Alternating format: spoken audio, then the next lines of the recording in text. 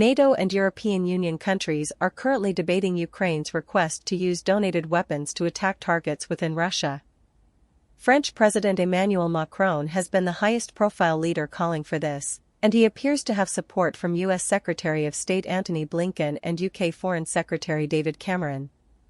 Outgoing NATO Secretary General Jens Stoltenberg weighed in on the issue this month, agreeing that NATO countries that donate weapons to Ukraine should not face restrictions and should be free to attack targets within Russia if Ukraine chooses to do so.